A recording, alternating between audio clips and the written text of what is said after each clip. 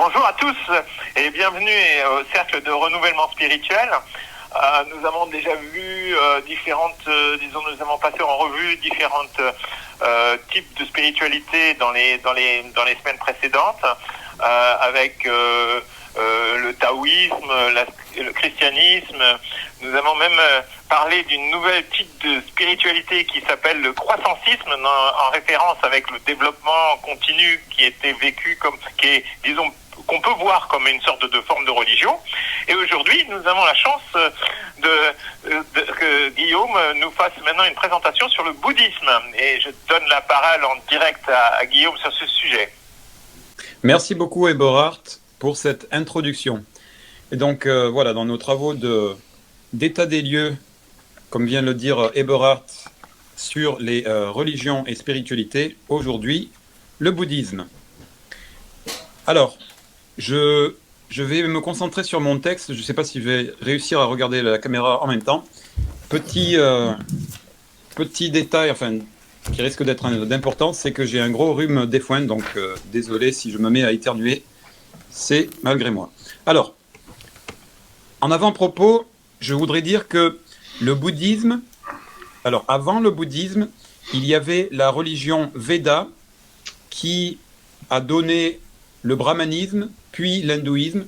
Et en fait, ces trois religions sont une même religion, un même mouvement de religion qui a évolué à travers le temps. Donc, avant même que le bouddhisme arrive, il y avait déjà cette religion ou ce mouvement de religion qui existait et donc qui vont impacter évidemment le bouddhisme. Petite anecdote, parce que je ne pense pas qu'on fera un état des lieux sur le Veda, ni le brahmanisme, mais Veda, ça veut dire vue, ça veut dire connaissance. Donc c'est une religion de la connaissance, si on veut. J'ai trouvé ça et je trouvais que c'était intéressant. Alors, le bouddhisme se développe, je vous donne une situation géographique du bouddhisme. Donc il se développe sur un plateau entre la vallée du Gange et de l'Himalaya. Voilà, pour vous donner un repère géographique.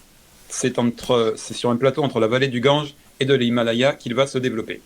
Et pour parler du bouddhisme, il faut évidemment parler de Bouddha ou du Bouddha. Et donc je vais commencer ma présentation par l'histoire de Bouddha.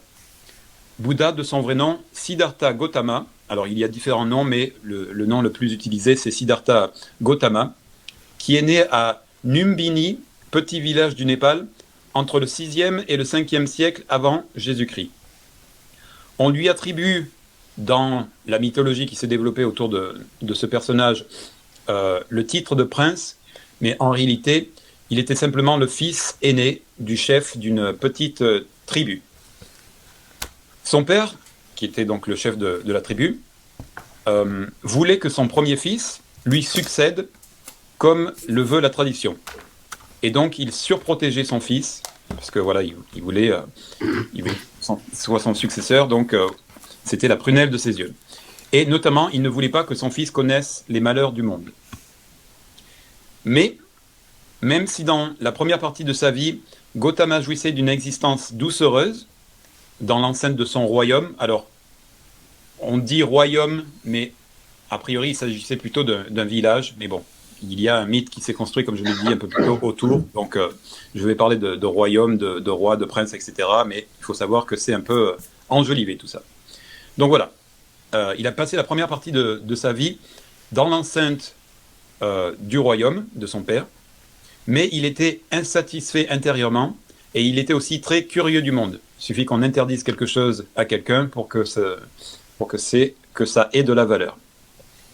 À l'âge de 29 ans, alors qu'il était marié, qu'il avait 2 enfants et qu'il menait une belle vie de la haute société, parce qu'il y avait déjà des castes à cette époque-là, et lui, il était dans la caste guerrière et politique, donc une caste assez élevée dans la société.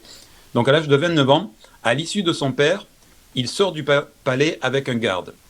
Lors de cette sortie, il rencontrera 4 situations qui vont changer le cours de sa vie. Et donc là, je rentre un peu à la fois dans l'histoire mythique et réelle, en tout cas convenue du Bouddha, de Siddhartha Gautama. Donc, parmi les 4 situations qu'il rencontre, il rencontre d'abord un vieillard. Et il prend conscience que nul n'échappe à la vieillesse. Première constatation. Puis il rencontre un lépreux. Je vous la fais brève un peu. Puis ce qui lui fait prendre conscience que nul n'échappe à la maladie. Puis ensuite, il rencontre un mort, je ne sais pas dans quelles circonstances, mais bref, qui lui font prendre conscience que nul n'échappe à la mort. Et enfin, il rencontre un ascète vagabond, au large sourire, dénué de toute possession matérielle, mais qui semblait serein et en paix avec lui-même. Et ces rencontres sont une révélation pour Gautama, pour Siddhartha Gautama. Et ces rencontres lui font prendre conscience de la vanité de sa vie, qu'il a menée jusqu'alors, et il décide de quitter le palais de son père, aux grandes dames de celui-ci, évidemment. Donc il part sur son cheval, et en cours de route, il donne son cheval et ses vêtements riches, ses beaux vêtements, à des passants, ainsi qu'il se coupe les cheveux avant de commencer son errement. C'était une façon de couper avec sa vie jusqu'alors et de rentrer dans un certain ascétisme et de se défaire de tout ce qu'il avait. À partir de là, pendant 6 ans, il va errer, trouvant ici et là des maîtres spirituels pour lui partager leurs enseignements. Puis un jour, fatigué et amaigri de ces 6 ans d'errement, il s'arrête dans un village. Les femmes du hameau le nourrissent et le lavent et lui donnent une paillasse pour qu'il s'allonge et se repose, parce qu'il est évidemment très fatigué. Cette nuit-là, il fit un rêve dans lequel le dieu Indra apparut. Donc le dieu Indra, c'est une divinité comment j'ai appelé ça tout à l'heure, du Veda, devenu brahmanisme, etc. Je retrouve ma note. Oui, donc le dieu Indra apparaît dans ses rêves, et cette divinité lui donne 3 luttes. Lutte, c'est un instrument, ça ressemble un peu à une guitare, un instrument à cordes. Le premier luth qui est donné à Siddhartha Gautama a les cordes trop lâches et ne donne pas de son. Le deuxième luth a les cordes trop raides et il casse quand on essaye de l'utiliser. Et le troisième luth a les cordes ajustées correctement, et jouer de ce luth produit une merveilleuse mélodie. C'est un rêve, ou en tout cas supposé, qui fait prendre conscience à Gautama que la meilleure voie, c'est la voie du milieu, d'accord ? Ni trop, ni trop peu. La voie du milieu, c'est la voie juste, la voie de l'équilibre, si on veut. Donc voilà, ça c'est selon le mythe autour de Siddhartha Gautama. Le lendemain du rêve, il se réveille et il va s'asseoir en lotus sous un arbre à côté d'une rivière près du village dans lequel il a été recueilli. Mais son corps est encore faible et son esprit est vide. Et il se met en état de méditation comme ceci pendant 7 jours, selon la légende. Au 7e jour, après avoir revu ou visualisé ses vies antérieures et surmonté ses démons et tentations intérieures, il atteint l'état suprême, ce qu'on appelle l'éveil, ce qui est appelé, je crois en sanskrit, la bodhi. Donc la bodhi, c'est l'état d'éveil, l'état suprême de sagesse. Et c'est à ce moment-là qu'il devient le Bouddha. Alors, Bouddha, c'est un terme qui s'applique à tous les êtres qui ont connu l'éveil. Il vient de la racine sanskrite Buddhu, qui signifie s'éveiller, tout simplement. Voilà, Bouddha, ça a une origine sanskrite, et ça vient donc du terme éveiller, s'éveiller. Alors, il faut savoir qu'il y a eu d'autres Bouddhas, donc éveillés, avant celui qu'on appelle le Bouddha, mais le récit de leur vie s'est perdu dans la longue histoire. Aussi, quelque chose qui est peut-être intéressant à savoir, ce qu'on appelle des bodhisattvas, ce sont des êtres qui sont sur la voie de l'éveil. Ils n'ont pas encore atteint l'éveil, mais ils sont déjà avancés sur cette voie de l'éveil. Donc on appelle ces personnes-là les bodhisattvas. Donc voilà, c'est à partir de cet état d'éveil qu'il va partager durant 45 ans le fruit de son expérience et de son cheminement spirituel, notamment en enseignant les 4 vérités. Première vérité, première noble vérité, la souffrance. Deuxième noble vérité, l'origine de la souffrance. Troisième noble vérité, la cessation de la souffrance. Et quatrième, le chemin qui conduit à la cessation de la souffrance. J'y reviendrai un peu plus tard. Mais ces 4 vérités constituent la roue de la loi, appelée Dharma Chakra. Donc il va instituer des monastères dans lesquels il va accepter les gens venus de toute la société, sans distinction de classe ou de genre, ce qui était déjà à l'époque très controversé, parce que, je l'ai dit tout à l'heure, et on le sait aujourd'hui encore, c'est une réalité, l'Inde est très, comme ça, hiérarchisée avec des classes, etc. Et aussi, il y a une séparation entre les hommes et les femmes, ce que peuvent faire les hommes, ce que peuvent faire les femmes, et il n'y a pas de mélange suivant les activités. Alors que lui, voilà, il accepte tout le monde indistinctement dans ses monastères pour propager son enseignement. Mais, malgré les controverses que cela crée, il règle toutes les problématiques auxquelles il fait face dans la société par la douceur et grâce à un rayonnement qui émane de lui. Donc il a un certain, si on veut, un certain charisme, une certaine sagesse qui lui permettent, par la douceur et par simplement la discussion, de passer au-delà des interdits et des tabous et de la société de l'époque pour pouvoir initier son enseignement et le partager à tous. Donc ces enseignements se diffusent dans la région, puis avec le temps au-delà.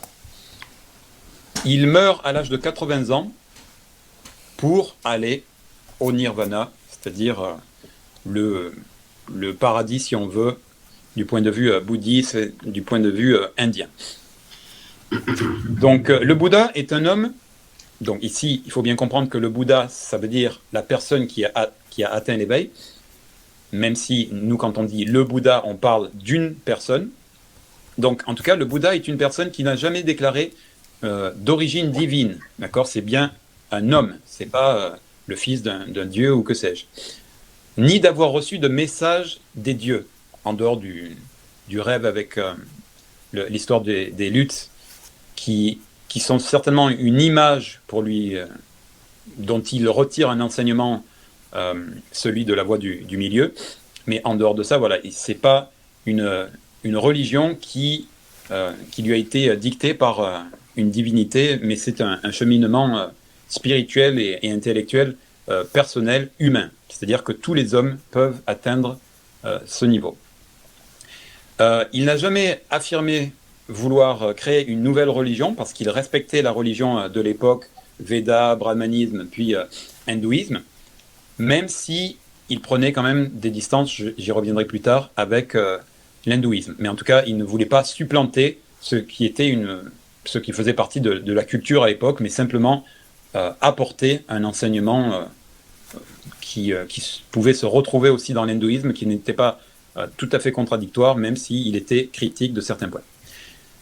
Ces enseignements sont une voie de libération valable pour tous les êtres. Donc c'est ce que je disais plus tôt, il n'y a pas d'élus, il n'y a pas de personnes particulières qui peuvent atteindre. Nous pouvons tous atteindre l'état d'éveil selon le Bouddha. Donc ça marche pour tout un chacun.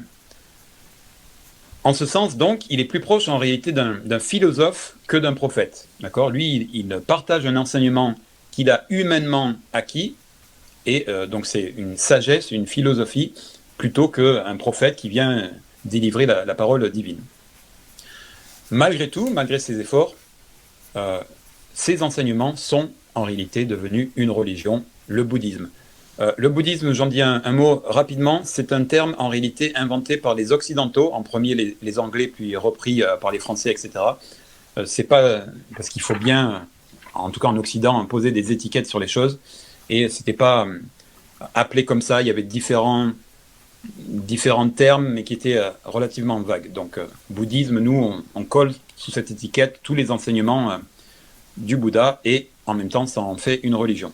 Ce qui est un peu commun, si on veut, avec... enfin, un peu commun. Ça ressemble un tout petit peu au shintoïsme, ce que je disais par rapport au shintoïsme, c'est quand même une autre religion. Donc, le dharma, ce qu'on appelle le Dharma, c'est l'enseignement bouddhiste. Ce sont des milliers de textes qui ont d'abord été oralement transmis pendant des siècles avant d'être finalement couchés sur papier, mais bien des siècles plus tard après l'enseignement. Donc peut-être que déjà là, il y a eu, du fait de la transmission orale, peut-être déjà pas une dérive, mais en tout cas une évolution de la parole première du Bouddha. Donc le Dharma est plusieurs fois supérieur en volume à la Bible, et il emprunte, comme je le disais plus tôt, à l'hindouisme, qui était déjà préexistant, tout en étant distant, comme je le disais, sur certains points, comme le fait notamment que les divinités qui existent aussi malgré tout dans le bouddhisme ne sont pas à l'origine de l'univers, mais que l'univers est, point. Donc il n'y a pas de questions ontologiques. Le Bouddha a toujours refusé d'aborder les questions ontologiques. Et quand on lui demande quelle est l'origine de l'univers, il répond simplement, c'est une question qui ne se pose pas, l'univers est, point final. Et donc il n'y a pas de divinités qui sont à l'origine de l'univers, parce que l'univers se suffit à lui-même, il a toujours été, si on veut. Voilà, donc ça c'était pour la vie du Bouddha. Okay. Ensuite, maintenant, je vais parler un peu de la philosophie et des principes bouddhistes. Donc la première vérité, comme je le disais tout à l'heure, il y a 4 vérités selon le Bouddha, selon le bouddhisme, et la première vérité, c'est la souffrance. La vie est une succession de souffrances, qui est nommée dukkha en sanskrit, en hindou, et d'une succession aussi de bonheur fugace transitoire. Okay. Donc voilà, la vie, c'est malheureusement une succession de souffrances, même si elle est entrecoupée ici et là de bonheur fugace et transitoire. Le cycle des réincarnations s'appelle le samsara, parce que dans le bouddhisme, la réincarnation est une réalité, et donc ce cycle de naissance et de mort s'appelle le samsara. C'est quelque chose qui est emprunté à l'hindouisme, par exemple. Et donc, ce cycle de réincarnation, c'est la loi du karma. Alors, karma, ça veut dire acte. D'accord ? Donc, le karma va déterminer la réincarnation et sa nature. C'est-à-dire, est-ce que ça va être une réincarnation de type supérieur, bonne, agréable, etc., ou de type inférieur, mauvaise, difficile, douloureuse, etc. Ça va dépendre du karma qu'on va accumuler tout au long de l'existence, c'est-à-dire des actes qu'on va poser. Si on fait le bien autour de nous, eh bien, a priori, on aura une réincarnation bonne et meilleure et agréable. Et si on fait le mal autour de nous, trop de mal en tout cas, on aura une réincarnation mauvaise. Donc voilà, ça c'est le samsara, le cycle des réincarnations qui dépend de la loi du karma. À travers chaque incarnation, l'atman, alors l'atman, on pourrait penser qu'il s'agit de l'âme, si on reprend le concept occidental, ou du moi, ou du surmoi, mais en réalité il s'agit d'un flux. Alors c'est difficile à comprendre pour les occidentaux, qu'est-ce que ça veut dire qu'un flux ? En tout cas c'est comme ça qu'il faut comprendre l'atman. Nous sommes en réalité des flux. Voilà. Et donc, chaque incarnation permet à l'atman d'avancer sur l'éveil en se rapprochant du brahman. Et le brahman, c'est, si on veut, le soi universel. Voilà.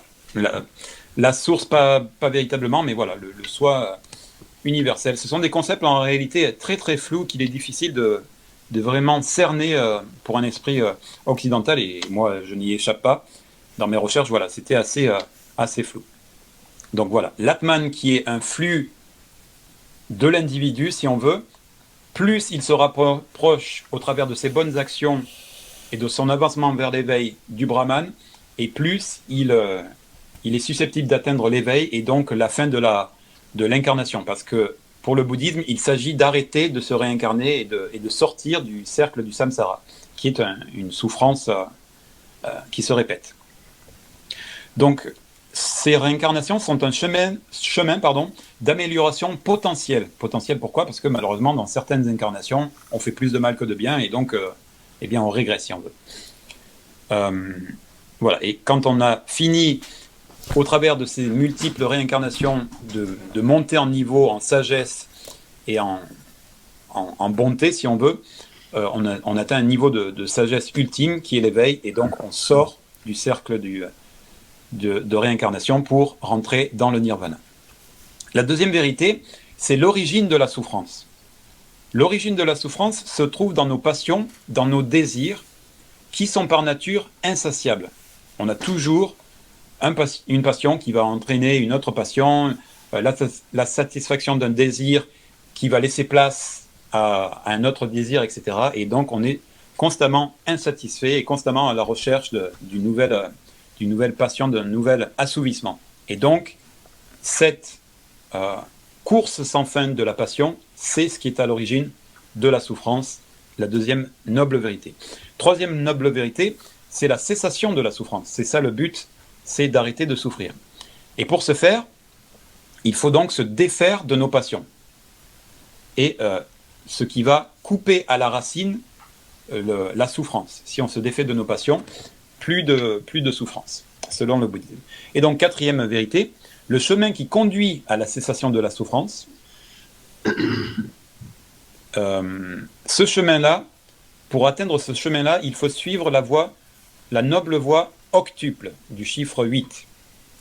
Avoir la vue juste, la pensée juste, la parole juste, l'action juste, le moyen d'existence juste, l'effort juste, l'attention juste et le recueillement juste. Voilà, c'est comme ça qu'on met fin, qu'on se défait de la passion pour mettre fin à la souffrance et donc au cycle des réincarnations.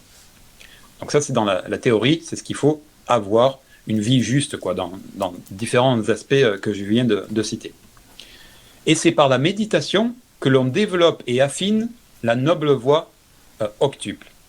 Donc la méditation, c'est un exercice qui consiste à nous ramener toujours à soi, à nous recentrer sur notre être et à ne plus être brinque-ballé d'un désir vers une frustration, parce que quand le désir n'est pas atteint, il y a une frustration, et quand le désir atteint, il laisse place à un autre désir, etc. Donc c'est un cycle sans fin, et la méditation, c'est cet exercice qui nous permet toujours de nous recentrer pour éventuellement, dans le meilleur des cas, nous couper, de nous défaire de nos passions. L'éveil, qui est le stade suprême, ne peut être atteint par la contrainte, mais par l'acceptation des lois naturelles.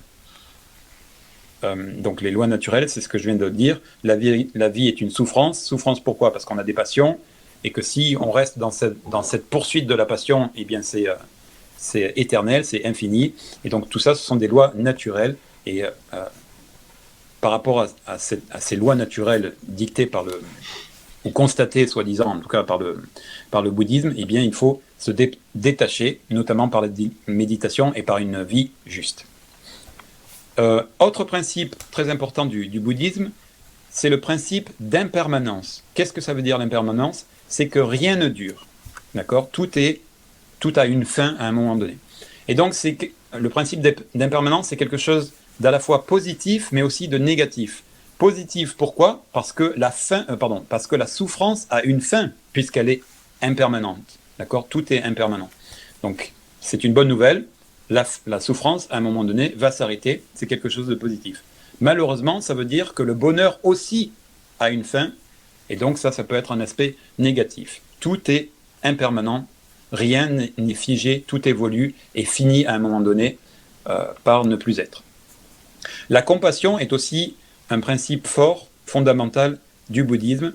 Et le Bouddha était évidemment très compassionnel envers les gens autour de lui, et c'est notamment ce qui faisait aussi sa force et son pouvoir d'attraction sur les autres, par rapport aux autres. Aussi, il faut savoir que le bouddhisme, au moins originel, est plutôt une forme en réalité de sagesse, comme je le disais plus tôt, d'accord? C'est un cheminement spirituel et intellectuel qui arrive à des principes pour nous libérer de la souffrance. Donc à l'origine, c'est pas un dogme. Mais, je vais y revenir plus tard, c'est devenu une religion et donc un dogme, et même d'ailleurs plusieurs dogmes, mais j'y reviens plus tard. Et aussi quelques autres points fondamentaux de la philosophie bouddhiste, c'est que la vérité n'est pas extérieure à soi, mais elle réside en soi. On trouve la vérité à l'intérieur de soi, d'où la pratique de la méditation. Et c'est pas en se remettant à une divinité extérieure que on va sortir de la souffrance. Autre principe aussi très important, le détachement. C'est un peu ce que je disais tout à l'heure, il faut se détacher de ses passions. Il faut notamment comprendre que comme les choses sont impermanentes, si on s'attache à quelque chose qui à un moment donné va finir, eh bien on va forcément être à un moment donné déçu. Donc il y a ce principe de détachement, essayer d'être neutre par rapport aux passions, aux choses, aux émotions et à tout ce qui arrive dans le tumulte de la vie. Donc le détachement est donc une espèce de sagesse et de recentrage sur soi est un principe important. Deux autres principes, les rites de purification, s'ils ne sont pas inutiles, ne suffisent pas à nous laver ou nous débarrasser des conséquences de nos mauvais faits, donc du karma, d'accord ? Il y a certains rites de purification qui sont repris de l'hindouisme dans le bouddhisme, mais qui ne suffisent pas. C'est pas parce que voilà, on a fait tel rite que les actes qu'on a posés jusque-là ont été effacés et ils vont continuer à compter pour notre réincarnation future. Donc ça, c'est une différence avec l'hindouisme et d'autres religions aussi. Et en dernier point, seul un travail sincère, authentique et réel sur soi-même, il ne s'agit pas d'aller demander aux autres de changer, mais c'est un travail sur soi-même, peut nous défaire du cycle des réincarnations et donc de la souffrance. Donc c'est vraiment quelque chose que l'on fait sur soi, et en ce sens-là, à l'origine en tout cas, il n'y a pas véritablement de... comment on dit déjà quand on essaie de propager la bonne parole ? De prosélytisme. Prosélytisme. Voilà, merci. Il n'y a pas en ce sens de prosélytisme, c'est un travail tout à fait personnel. Voilà pour la philosophie et les principes bouddhistes. Ensuite, sur l'histoire du bouddhisme jusqu'à nos jours, donc le bouddhisme est une religion / spiritualité de 25 siècles qui part donc de l'Inde et qui va traverser toute l'Asie, le Japon, la Corée, la Chine, etc. et bien d'autres pays, et qui va façonner ces cultures tout en étant aussi façonné par ces cultures. D'accord ? Le bouddhisme va évoluer aussi par rapport aux cultures qu'il va rencontrer, et c'est pour ça qu'en réalité, aujourd'hui, parler de bouddhisme au singulier est en réalité très réducteur, parce qu'il s'agit en réalité d'une multitude de bouddhismes, et souvent, enfin, parfois, ils sont carrément contradictoires et antagonistes les uns avec les autres. On en arrive à de telles situations. Depuis quelques décennies seulement, il commence à inspirer jusqu'en Occident. Donc voilà, ça fait que c'est que relativement récemment que l'Occident commence à s'intéresser à certains principes, à la philosophie plus qu'à la religion bouddhiste. Alors, les divinités qui n'existaient pas véritablement dans le bouddhisme en soi au départ, qui ont été reprises de l'hindouisme, se sont multipliées au cours du temps, et à chaque fois qu'ils rencontraient de nouvelles populations ont créé de nouvelles divinités, et aujourd'hui, à l'instar du shintoïsme, il y a un panthéon de plusieurs milliers de divinités. On ne s'y retrouve plus là-dedans. Alors, j'ai trouvé aussi ceci, c'est que le bouddhisme serait la plus ancienne religion universaliste, dans le sens où le bouddhisme est une révolution intérieure et non pas une conversion. Donc, il peut vivre aux côtés d'une autre croyance. On peut avoir une croyance dans une autre religion et pourtant faire un cheminement bouddhiste, si ce n'est religieux, en tout cas spirituel ou philosophique, qui nous permet de nous émanciper de nos passions. Voilà, donc en ce sens-là, c'est une religion universaliste parce qu'elle peut s'adresser à n'importe qui, on n'a pas besoin de se convertir, et on peut faire simplement usage des enseignements bouddhistes. C'est ce que j'ai trouvé. Alors, les pratiquants, le nombre est incertain, parce que, comme je l'ai dit pour le shintoïsme, il faut bien parler de pratiquants et non pas de croyants, parce que certes, il y a des croyants bouddhistes, mais il y a aussi des pratiquants bouddhistes du bouddhisme, en tout cas des pratiquants du bouddhisme, qui ne se revendiquent pas du bouddhisme, mais qui, malgré tout, pratiquent ces rites et ces enseignements. Donc il faut bien parler de pratiquants plutôt que de croyants. Et donc ce chiffre serait entre 350 et 600 millions à travers le monde, mais c'est un chiffre voilà, qui est difficile à véritablement conscrire, délimiter, parce que voilà, le bouddhisme peut se marier avec d'autres spiritualités. Alors, les croyants dans la religion bouddhiste voient le bouddhisme comme une religion, d'accord ? Mais il y a aussi d'autres personnes qui pratiquent le bouddhisme et qui voient plutôt le bouddhisme comme une philosophie, et d'autres encore qui voient le bouddhisme, certainement les occidentaux, comme plutôt une sagesse, une forme de sagesse. Donc le bouddhisme est différemment apprécié selon qu'on est croyant, ou alors qu'on gravite autour, ou alors qu'on est influencé de beaucoup plus loin, comme ici en Occident. Je dis ici en Occident, quand je suis au Japon. Au cours de la seconde moitié du XXe siècle, le bouddhisme a beaucoup régressé à cause des persécutions en Chine, au Tibet, en Mongolie, en Corée du Nord, Cambodge, Vietnam, etc., etc. Il semblerait que ces dernières décennies, notamment avec un voyage vers l'Occident, ils reprennent un peu de la force, mais voilà, en tout cas, dans la deuxième moitié du XXe siècle, il a beaucoup chuté du fait des persécutions.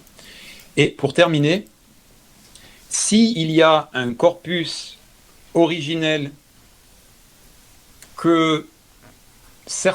autour duquel certains s'accordent, des théologiens, etc., des gens qui ont étudié le bouddhisme, s'il y a peut-être un corpus que l'on peut penser originel, en réalité, comme je le disais, le bouddhisme est multiple, il est très divers, et il y a, par exemple, moi qui suis au Japon, il y a le bouddhisme zen qui est différent, même s'il y a des points communs évidemment, mais qui est quand même différent du bouddhisme original du Bouddha. Donc, il y a beaucoup de sectes, beaucoup d'écoles, sectes au sens pas au sens de secte comme on pourrait l'entendre de façon triviale, mais au sens de nouvelle école, si on veut, de nouvelles voies.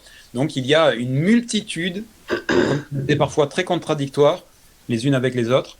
Il y a même des formes de bouddhisme violentes qui vont chasser d'autres religions, etc. Alors qu'a priori, ce n'est pas le message premier. Et selon les spécialistes, il y a eu comme ça une évolution, peut-être on pourrait parler de dérive, je ne sais pas, en tout cas une grande évolution à travers le temps, parce que c'est 25 siècles d'histoire quand même, et d'une grande diffusion à travers l'Asie en particulier. Et donc toutes ces filtres, toutes ces rencontres que va faire le bouddhisme, va le démultiplier et le transformer de diverses façons pour arriver aujourd'hui à des stades qui, a priori, n'ont plus grand-chose à voir avec ce qui est permis d'appeler ou de penser comme étant le corpus initial. Voilà pour ma présentation. Est-ce que je voulais rajouter un dernier terme ? Donc, il y a une utilisation aussi politique qu'on peut classer, en tout cas que moi je classe dans une utilisation pervertie du bouddhisme. Il y a aussi une utilisation ethnique, enfin il y a diverses utilisations du bouddhisme pour justifier d'autres agendas en réalité que des agendas spirituels ou même religieux, et plutôt politiques, voire militaires, etc. Donc il faut prendre bien ça en compte, parce qu'en Occident, on a plutôt tendance à penser que comme c'est une philosophie et une forme de sagesse, eh bien c'est tout joli, c'est tout rose, alors que les pays qui sont le plus concernés font une utilisation diverse, pour le moins, de cette religion. Et j'en ai terminé. À vous, messieurs, pour vos commentaires, éventuellement vos questions, éventuellement, certainement de la part de Déborah, qui est aussi connaisseur sur le sujet, de compléments. Merci Guillaume. Voilà, c'était vraiment très intéressant. Effectivement, on retrouve certaines figure en fait de l'hindouisme, même si elle a été interprétée différemment par le bouddhisme. Et d'ailleurs, le bouddhisme peut être reconnu comme être un renouveau aussi d'une interprétation de l'hindouisme. Voilà. Donc, si messieurs, vous avez des questions, des commentaires, Moi, je ferai juste un tout petit commentaire en passant. Il y a un interview très beau de Akira Kurosawa qui se trouve très proche du bouddhisme zen, dans son interview que l'on trouve dans le DVD en supplément, dans le supplément du DVD sur les 7 samouraïs. Voilà. Oh, très intéressant, ça m'intéresse. Évidemment, je n'ai pas parlé des différentes formes de bouddhisme, bouddhisme zen, bouddhisme comme ceci, comme ça, parce qu'on on s'en sortirait plus. Mais il faut simplement savoir que ça existe. Luc, peut-être. Bon, bah merci Guillaume, c'était un très intéressant parce que moi je découvre réellement complètement le bouddhisme. Bon, comme beaucoup d'autres personnes, j'en ai plus ou moins entendu parler.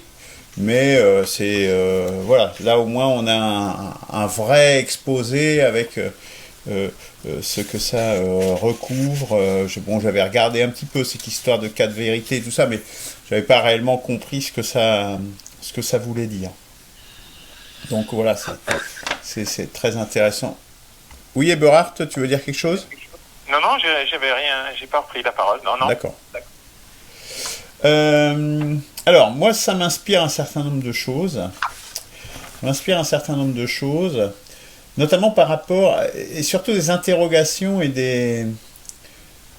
Allez, je vais dire le mot, je dirais un certain nombre de limites, me semble-t-il. Notamment par rapport à cette question de la souffrance, qui est passée en définitive comme vraiment le centre, puisque les autres 4 vérités ne sont en définitive que des satellites autour de ce concept, de cette notion de souffrance. Et du coup, on ne parle jamais de son origine. Pourquoi cette souffrance ? Qu'est-ce que ça veut dire ? Qu'est-ce que c'est que ça ? Pourquoi est-ce que c'est si central ? La souffrance, qui est plutôt un mal, a priori. On ne fait pas le lien avec la vitalité, notamment, quelque chose qui me semble tout à fait essentiel et qu'on va retrouver notamment dans beaucoup de religions. Voire pire, puisque le cheminement, au fond, nous amène à tout ce cheminement des réincarnations, finalement, nous amène vers une fin de la vie, mais une fin définitive de la vie, quelque part, hein, tu le dis, hein, notamment aussi par ce principe d'impermanence, hein, c'est-à-dire que la souffrance s'arrêtera, mais le bonheur aussi, la vie aussi, quelque part. En fait, on a l'impression que c'est un chemin vers le néant. Et tu sais que moi qui ai fait dans le Tao spirituel que j'ai écrit, pour moi le néant c'est le mal. Qu'est-ce que c'est que le mal ? Le mal c'est le néant. Et donc là, du coup, moi j'ai l'impression d'avoir un chemin vers le néant. Et j'avoue que ça me perturbe et je vois pas ça comme une perspective. Enfin, elle m'enthousiasme pas. Désirable et je dirais quelque part une véritable transcendance. Tu vois, la transcendance justement c'est quelque chose qui t'aspire, qui est censé justement te donner quelque part un espoir, un chemin, alors j'ai osé le mot même si c'est pas exactement ça, mais quelque part une vie éternelle. Or que là on est vraiment au contraire dans un truc extrêmement borné. Donc là ça c'est pour moi c'est perturbant et j'y vois vraiment une limite.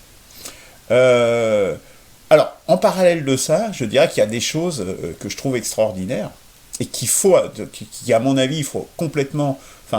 dans notre renouvellement, il faut vraiment s'en inspirer. C'est cette notion, par exemple, la vérité, par exemple, est en soi, elle n'est pas extérieure, et notamment dans des divinités. Ça me semble tout à fait essentiel, important, parce qu'en fait, ça pointe le fait que l'invention des dieux, quelque part, on a inventé un placebo, hein, je le dis carrément avec mes mots, mais voilà, et c'est pas en essayant de trouver justement des placebos qu'on arrivera à se soigner. On va comme l'effet placebo, c'est-à-dire l'effet placebo, il vous fait du bien, mais il vous soigne pas réellement, même si la maladie est pas trop grave, du coup ça va bien se passer, mais voilà. Et le parallèle également, parce que du coup le parallèle direct, c'est le fait justement que avec les dieux et tout ça, on peut aller faire des offrandes, des sacrifices, tout un tas de choses auprès des dieux, justement pour gommer ses fautes. Hein. ou pour obtenir les bonnes grâces, au détriment d'autres groupes ou d'autres personnes. C'est la notion de confession et de toutes ces choses qui, du coup, sont complètement évacuées, quoi. C'est-à-dire, si tu es réellement responsable de ce que tu fais dans ta vie et rien d'autre. Et donc, c'est ce chemin vers le karma, donc tu en parlais, c'est l'éveil. Samsara, vers l'éveil. Le samsara. Voilà.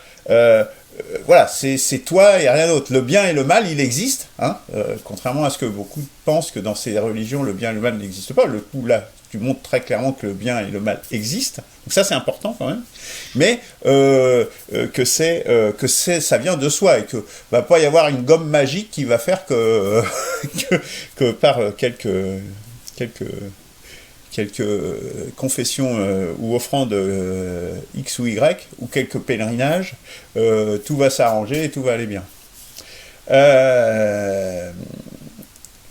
Alors, il se trouve que je suis allé dans le sud l'autre jour, là, dans les Cévennes, et il y a un temple bouddhiste, et il est assez conséquent, il y avait des gens qui étaient là en séminaire et tout. Il y avait pas mal de personnes. J'ai pris des photos et si vous le permettez, je mettrai un certain nombre de photos en accompagnement de cette émission sur le site, si vous en êtes d'accord. Sur l'histoire, il est tard, excusez-moi, je prends du temps. Par rapport au XXe siècle, tu dis qu'il y a eu une grosse régression. Oui, visiblement, c'est ce que j'ai constaté également sur Wikipédia quand j'ai consulté le bouddhisme.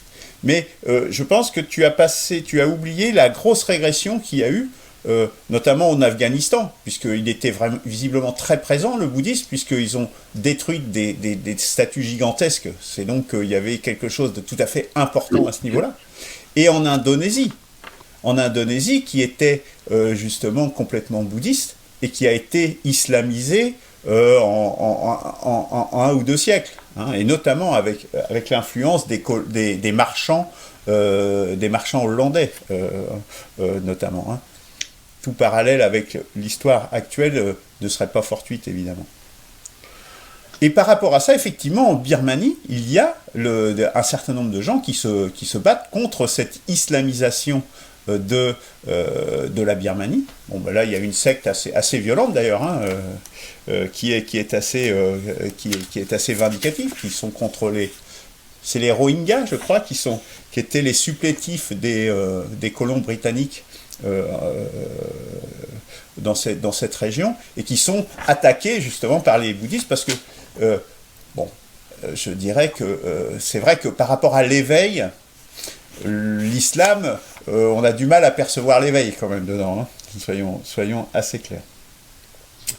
Et moi, ça m'inspire une chose, parce que effectivement, cette régression du bouddhisme par rapport notamment à l'islam, mais qu'on rencontre également pour les chrétientés dans tout le Moyen-Orient et aujourd'hui en Europe, me fait penser, bon là on sort un petit peu du cadre, que dans la recherche spirituelle qu'on est en train de faire, je pense que cette recherche spirituelle devra forcément trouver une réponse justement à cette question de l'islam qui a tendance justement à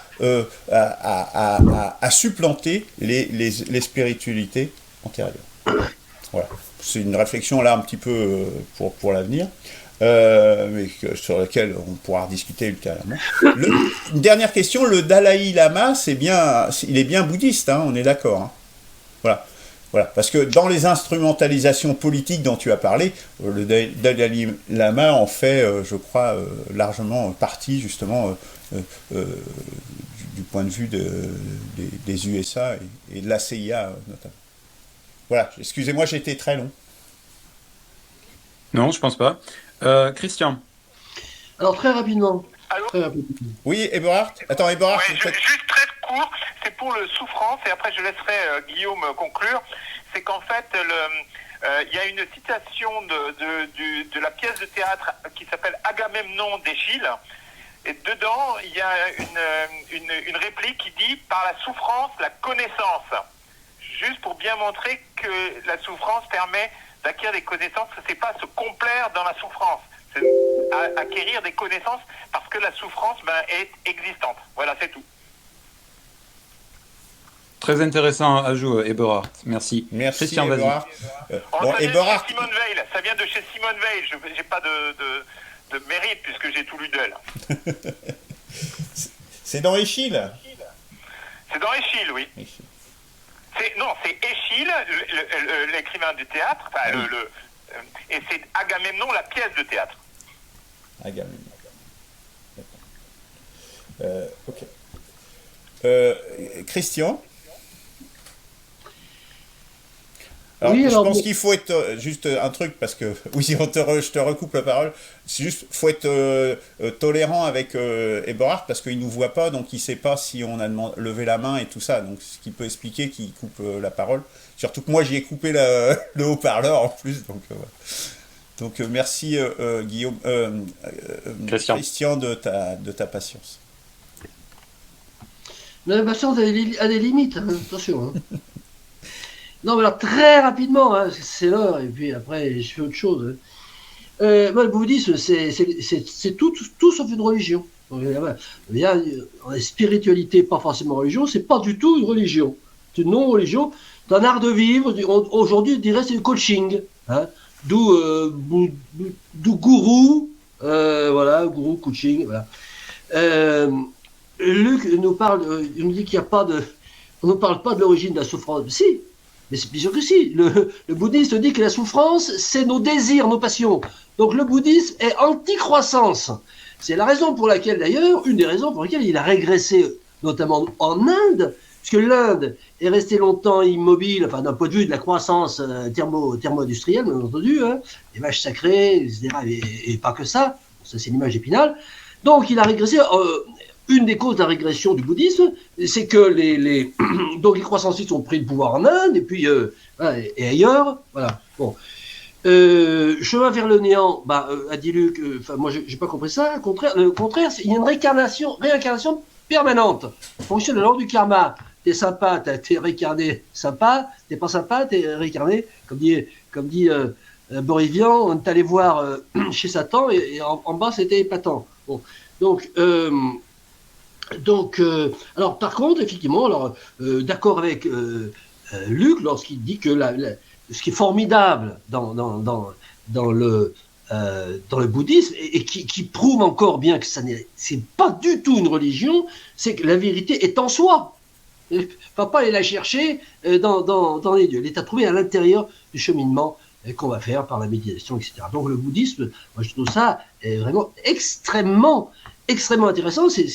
Et je pense que c'est pour ça qu'il est combattu. Hein. Voilà, on voudrait qu'il n'existe pas, le bouddhisme. Ça arrangerait les maîtres thermo-industriels. Très intéressant le lien que tu fais, Christian, avec l'actualité et le bouddhisme. Ok. Tu voulais rajouter autre chose, Christian? Non, parce que Parfait. Non, c'était super intéressant. Merci beaucoup. Eberhard, si vous vous voulez dire quelque chose? Non, c'est bon, c'est bon. Si vous voulez bien, je conclue. Oui, vas-y. Ok. Alors, j'ai relevé les points que vous avez cités les uns les autres. Oui, donc, la souffrance, si tu veux, pour Bouddha, pour Siddhartha Gautama, lui, jusqu'à 29 ans, il n'a pas connu la souffrance. Il était dans son petit palais, protégé par son père, une jolie épouse qui avait été choisie, etc., etc. Donc, il était, entre guillemets, dans un paradis terrestre.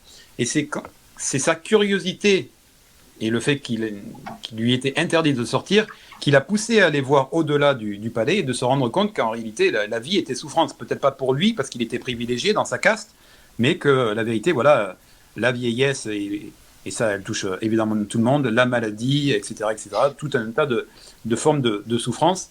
C'est que bien plus tard que lui, il a associé les passions, les désirs à la souffrance, mais il a été protégé pendant longtemps de la souffrance. Donc, quand il s'est rendu compte que la souffrance était une réalité incontournable, ça a eu un grand impact sur lui. Donc, tout son cheminement, si tu veux, tourne autour, effectivement, de mettre fin à la souffrance. Il ne parle pas de principe de vitalité en tant que tel, mais comme je le disais, comme il se le bouddhisme s'assoit aussi en quelque sorte sur une religion préexistante, à savoir le brahman ou la Veda et l'hindouisme, qui sont un peu la mouvance d'une même religion. Ce principe vital, il existait déjà, et donc c'était pas son propos. Lui, son propos, il voulait rajouter simplement le fait que, voilà, pour sortir de la souffrance, il propose un chemin. C'est vraiment, lui, il est centré là-dessus. Sur la vie après les réincarnations, une fois qu'on atteint l'éveil et qu'on rentre dans le nirvana. Alors le nirvana, si tu veux, c'est une forme de paradis. On pourrait penser que c'est un chemin, même si c'est pas un chemin terrestre, agréable, tu vois, une perspective agréable, ce nirvana. Ce que je voudrais dire, c'est que, attention, du point de vue du bouddhisme, la réincarnation, pour répondre aussi à Christian, la réincarnation, c'est pas quelque chose de bien. Il faut sortir de ce samsara. C'est quelque chose de mal, la réincarnation. Et donc, effectivement, Luc, je comprends ta critique en disant, mais si on sort de la vie, de l'incarnation, de la matière, etc., pour rentrer dans un monde éthéré, invisible, etc., bah, c'est pas très enthousiasmant. Alors, soit on considère que le nirvana, c'est une forme de paradis, et ça peut être un but dans l'au-delà. Bon, ça ne me satisfait pas non plus. Et donc, si je comprends bien que la fonction du bouddhisme, c'est de se défaire de la souffrance, je comprends ta critique en disant, ben, où est le principe de vitalité, etc.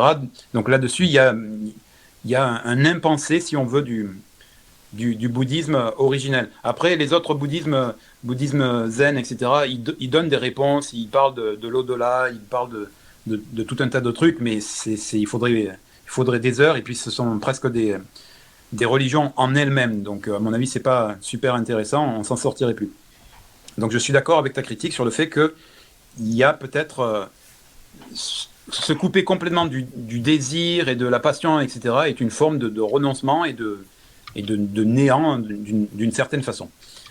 Même si du point de vue bouddhiste, ce n'est pas quelque chose de négatif. Peut-être que pour nous, être incarné, c'est quelque chose. Oui, d'accord, Christian, merci beaucoup pour ta présence. Au revoir, Christian. Oui, Luc, tu l'as bien noté aussi. Il y a une question de chemin intérieur dans le bouddhisme, et donc de responsabilisation, et tu l'as très bien noté. On ne s'en remet pas à quelque chose d'extérieur, et on n'est pas les enfants de quelque chose d'extérieur et les sujets, etc.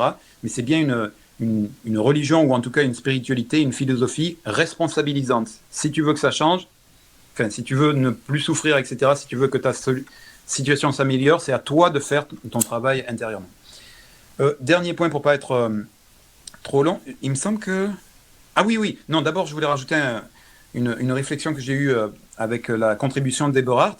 Effectivement, la souffrance permet la connaissance, a rappelé Eberhard, et c'est tout à fait vrai, parce que si on veut, Siddhartha Gautama, dans les premières années de sa vie, jusqu'à 29 ans, il était dans l'ignorance de la souffrance du monde, mais même de la connaissance en général, parce qu'il était comme ça protégé dans son petit royaume. Et c'est quand il a été confronté à la souffrance, et notamment constater la souffrance des autres, pas simplement la sienne, parce qu'il y a un principe de compassion envers les autres. Bref, quand il a été confronté à la souffrance, c'est tout ce cheminement qui lui a permis d'atteindre l'éveil. S'il était resté dans son beau royaume, il serait resté ignorant, il n'aurait pas souffert, il n'aurait pas vu la souffrance des autres, il aurait ignoré la souffrance, et il n'aurait jamais atteint l'éveil. Donc effectivement, Eberhard a tout à fait raison. Il y a quand même, si on veut, une fonction à la souffrance, parce que c'est notamment par la souffrance qu'on atteint la connaissance. Et toute dernière chose, mais c'est un débat qu'il faudrait peut-être avoir dans une autre émission dédiée. Je ne suis pas tout à fait d'accord avec toi. Je nuancerai en tout cas ton propos, Christian, Luc, sur l'islam. Je comprends que tu es très critique et il va falloir qu'on aborde le sujet de l'islam. Mais si tu veux, si on pourrait peut-être s'accorder, et je pense que je peux le faire, sur le fait qu'aujourd'hui l'islam est une religion qui prend de la place, ce sont des dilatations et des... c'est quoi le contraire de dilatation, Luc ? Rétractation. Voilà. Ce sont des dilatations et des rétractations des différentes religions ou des différentes cultures à travers le monde qui existent au cours de l'histoire. Si tu veux, la chrétienté, à un moment donné, elle a pris beaucoup de place, elle est allée faire ce que l'islam fait aujourd'hui. Peut-être que maintenant c'est autour de l'islam et que demain ce sera autour de...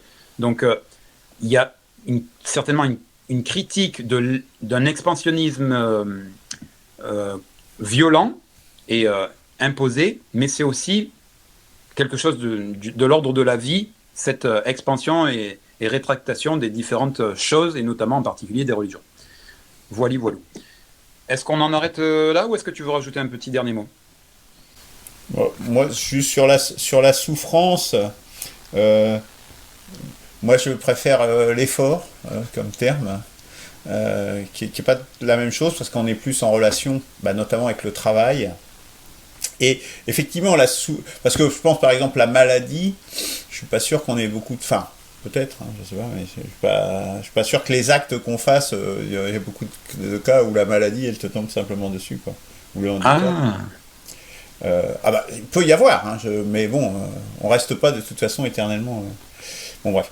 Ouais. Mais c'est une connaissance du mal. En fait, la souffrance, ça permet, ou l'effort, ça permet, enfin, surtout la souffrance, une connaissance du mal, et fatalement en miroir, donc réaction. Donc du bien, et là c'est Épicure, enfin moi je cite souvent cette partie d'Épicure, où il identifie parfaitement justement que si nous avons mal quelque part, c'est bien pour nous dire que ça attaque notre principe vital, et donc qu'il faut rechercher le bien. Mais tout bien n'est pas à rechercher non plus, voilà, c'est là où l'antique Épicure a été... souvent mal compris et dénigré justement par les religions monothéistes. Eberhard, tu veux leur dire un petit mot peut-être? Mais tu me permets de finir? Ah oui, vas-y Eberhard. Non, c'était très intéressant et j'ai bien vu les points et les autres. Voilà, en fait, nous, en Occident, on a une sorte de religion, il y avait le croissancisme, mais une religion de l'actionnisme, c'est-à-dire on pense toujours en agissant sur quelque chose, on obtient un résultat. C'est vrai. Et donc, en fait, c'est une erreur, disent les orientaux. Hein. Donc, il faut aussi faire les deux. Hein. C'est agir sans compter sur le fruit de l'acte. C'est ce que dit donc Krishna dans la Gita. Donc, en fait, on n'exclut pas l'un et l'autre. Il faut aussi bien méditer et agir. C'est ce que dit d'ailleurs très beau, de manière très belle aussi Kurosawa dans son interview. Tout à fait. Mais voilà, vos deux contributions me permettent de conclure sur le rappel de ce principe philosophique du bouddhisme. C'est la voie du milieu. Ni trop peu, ni pas assez. C'est pas qu'il ne faut pas du tout agir, c'est pas que c'est tout dans l'action, mais c'est dans le juste milieu entre les deux. Voilà, messieurs, merci beaucoup. Et à la prochaine séance.